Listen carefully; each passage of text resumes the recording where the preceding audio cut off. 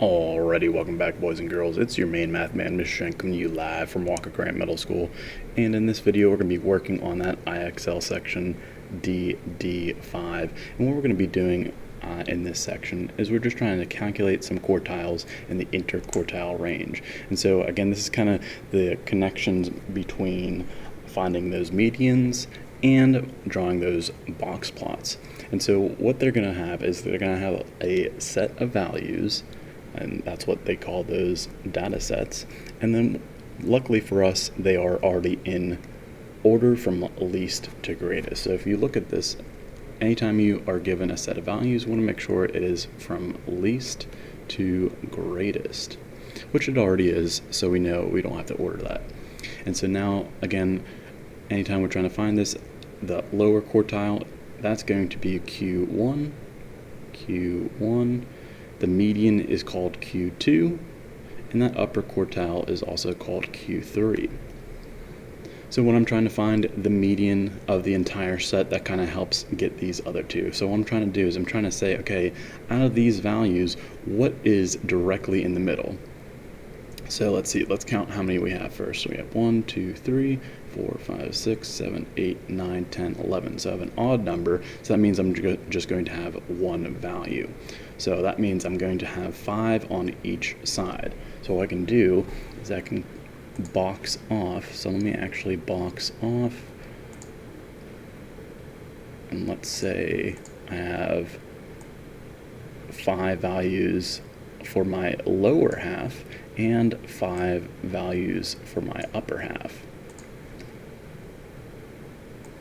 So 5 values for my lower half, 5 values for my upper half.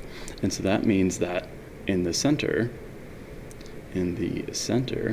is going to be our median. So our median for this is going to be 36. So let me type that in there so that way I don't forget. So my median is 36. All right, so now out of these values, so of the lower half, what is the median of the lower half? So I take these 5 values and I say, okay, what is directly in the middle? Well, I would say 24 is directly in the middle, so I know that my median of the lower half, or the lower quartile, also called Q1, is going to be 24. Now I can look at the upper half, and so the 5 values in the upper half, what would be the median of the upper half? I look at those 5 values and I say, what's in the middle? 46 is in the middle, and so that is going to be our upper quartile, also called Q3. So again, make sure you're seeing how I break this apart. Again, I have the value of the middle of the entire set is going to be my median. The middle value of the lower set half is 24, and the median of the upper half, which is the upper quartile, is going to be 46. Excellent. So now it says same kind of setup. What's the Q1, Q2, and Q3? So same setup. I'm going to make sure I count how many values I have. 1, 2, 3, 4, 5, 6, 7, 8, 9, 10, 11. So same kind of setup. I'm going to have 5 on each side. And so let me box in. Let me say, okay, I have 5 on each side. So I'll keep it green. So we got 1, 2, 3, 4, 5. And then I have 1, 2, 3, 4, 5. And so that means that my median for this one is going to be 52. Now I can see, all right, of the lower half, or on the lower half, what is going to be my median of the lower half? It's going to be 20, and my median of the upper half is going to be 89. As long as you have an equal amount of numbers on each side of those medians, then I know I'm correct. I mean, I'm talking about this. If I'm just looking at this lower half, I'm saying that I have 2 numbers on the left and I have 2 numbers on the right. So that means that my lower quartile is going to be 20, and my upper quartile is going to be 89.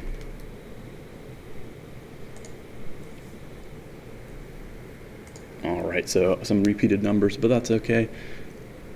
we know how to break this apart. So let's count how many numbers we have. We've got 1, 2, 3, 4, 5, 6, 7, 8, 9, 10, 11. Still the same amount, 5 on each side. So let's box these in. So I have, that's okay.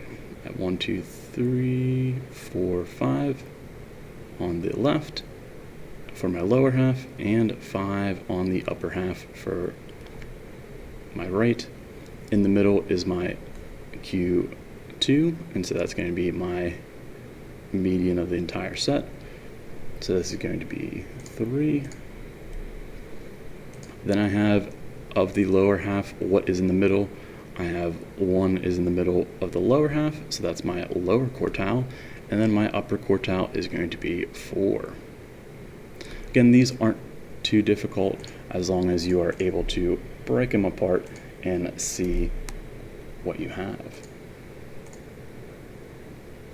Alright, so now here's the little bit more challenging part. It says in the data set below, what is the interquartile range? And so as a reminder, what is that talking about? So we have the interquartile range is also called the IQR.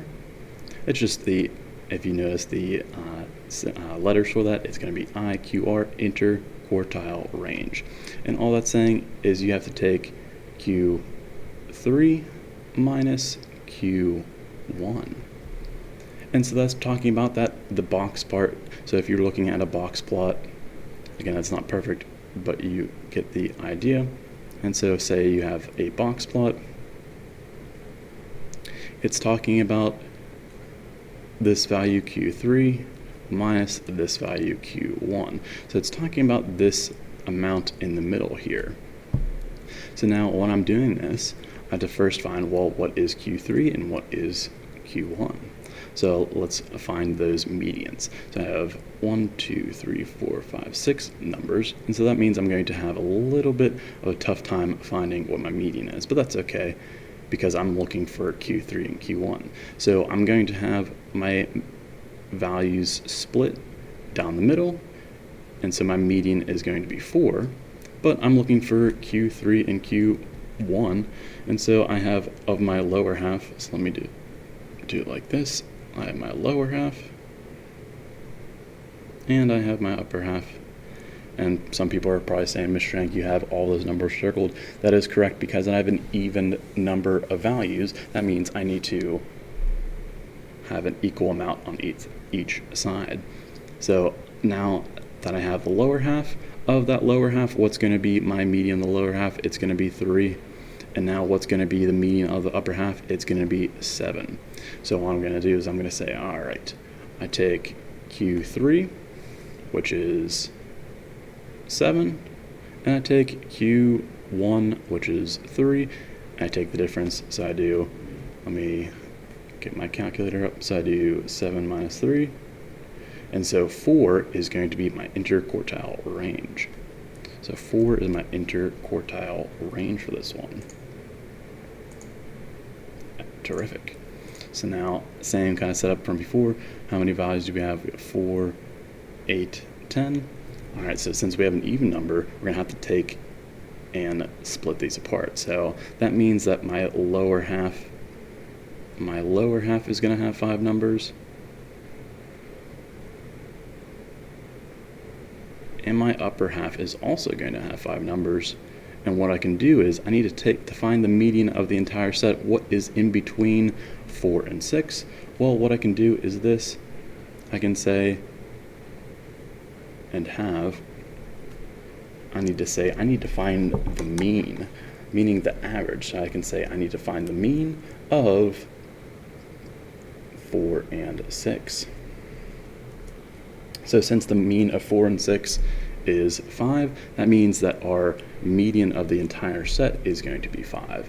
The way I get that is I'm saying it's the middle value, it's the value in between 4 and 6.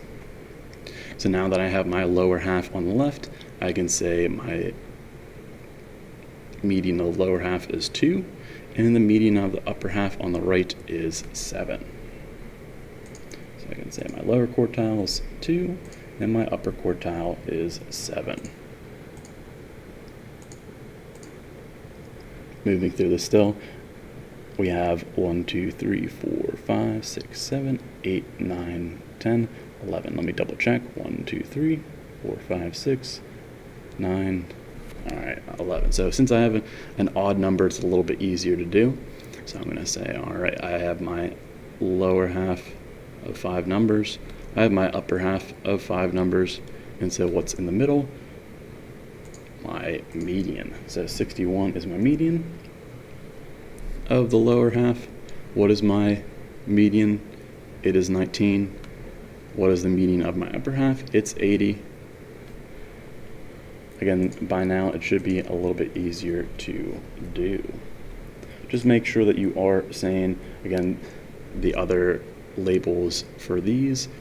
I said that the lower quartile is also called Q1. I said the median is called Q2, and the upper quartile is also called Q3. As long as you're able to see those, then you'll be fine. Let's actually click submit, so that way we know you're good. Wonderful. All right, so let's find that interquartile range. Again, what does that mean?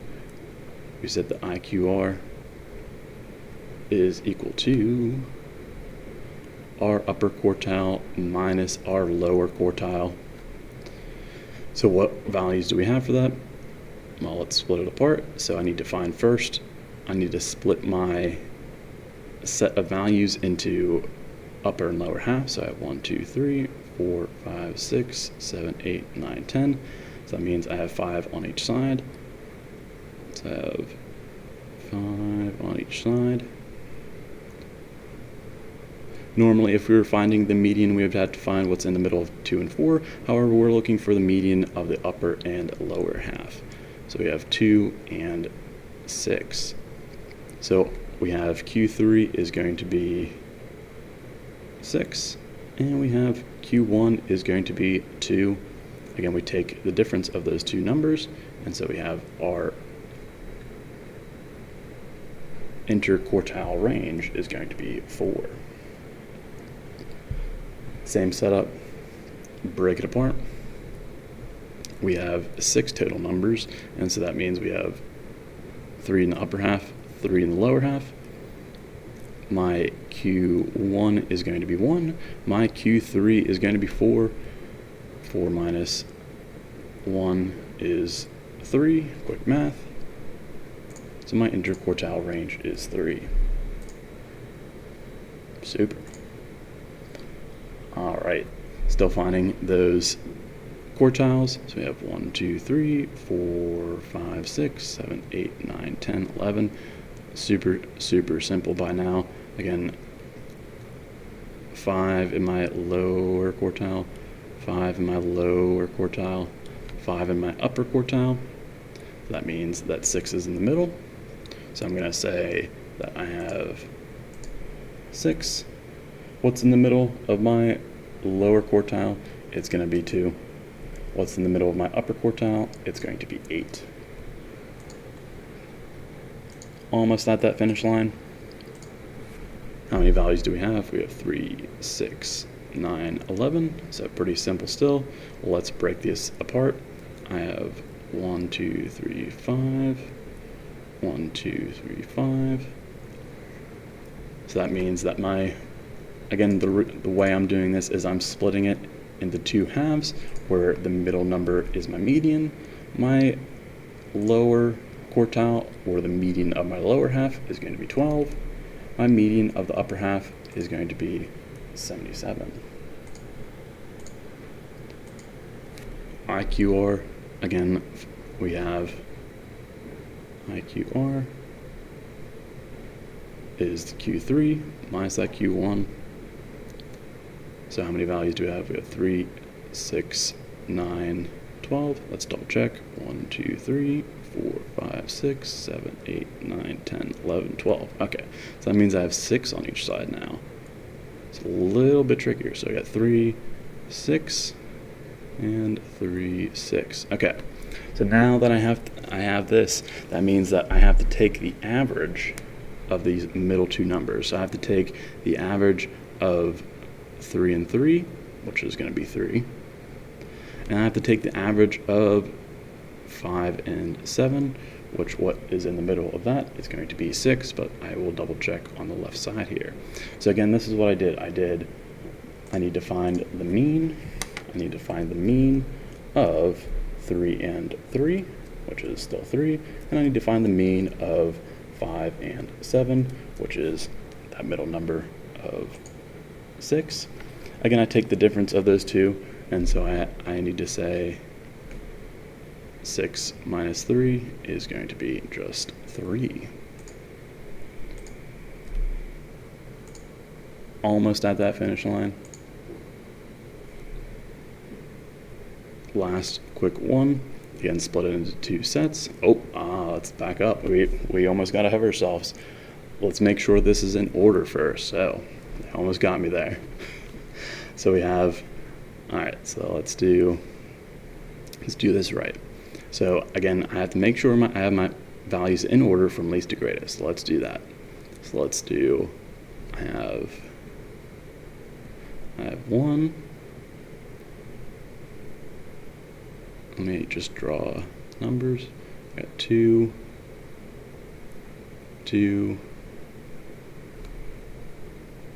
4, 5, and 7. Again, notice how I'm doing this. As I use them, I cross them out. That way it's a little bit easier to see. So now that I have them in order from least to greatest, I can split them into 2 halves. So I have my lower half of 3 numbers and my upper half of 3 numbers as well. Again, they have to be equal on both sides. So now I have to find that median, meaning the number in the middle. I have to take the average or the mean. So I have to take the mean of 2 and 4. So that means my median, let me draw it out, my median is going to be 3. Be careful, we're not saying that 3 is part of that data set, but we are just saying it is the median. So now I can take and say, all right, well, of my lower half, what is my middle number? It's 2. And what is the middle number of my upper half? It's 5. So again, make sure that you are seeing how these work. Be sure to use that Desmos calculator for yourself as well. And as always, super slam that subscribe button.